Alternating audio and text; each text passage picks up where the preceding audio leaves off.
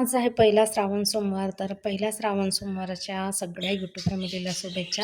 तर बरेच लोक उपवास वगैरे पकडतात. मी नाही पकडत श्रावण सोमवारचा उपवास. आधी सोमवारचा उपवास पकडत होती 12ही महिने, पण ते पण सोडून दिलं.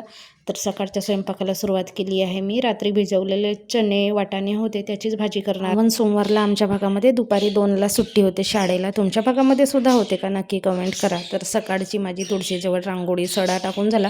सडा म्हणजे कसा, फक्त तुळशीजवळ. अंगणामध्ये तर सगळीकडे पाणीच आहे, त्याच्यामुळे तर आपल्याला टाकतच नाही येणार. पण तुळशीजवळ थोडंसं पाणी मारायचं आणि नेहमीप्रमाणे रांगोळी टाकायची. रुद्रांश उठला. रुद्रांशच्या उठेपर्यंत माझं सगळं आवरून झालेलं असते. आंघोळ पाणी स्वयंपाक सगळंच जायला त्याला पण रेडी करून देते आणि थोडंसं कधी कधी त्याला भरवते. त्याला तर सकाळी खायला म्हटलं तर नाहीच म्हणतो. सकाळची देवपूजा वगैरे झाली. रुद्रांशनी पण नमस्कार केला आणि नंतर मी त्याला शाळेत सोडायला गेली. तिकडून आल्यानंतर आमचा सकाळचा चहा नाश्ता झाला की हे सुद्धा आपल्या कामावर जातात. चण्याची वाटाण्याची उसळ असेल किंवा कुठल्याही कडधान्याची उसळ असेल आणि चिवडा किंवा मुरमुरे असतील तर त्याच्याबरोबर खायला मला खूप जास्त प्रमाणामध्ये आवडते. तर माझा तो नाश्ता पोटभरीचा होऊन जातो.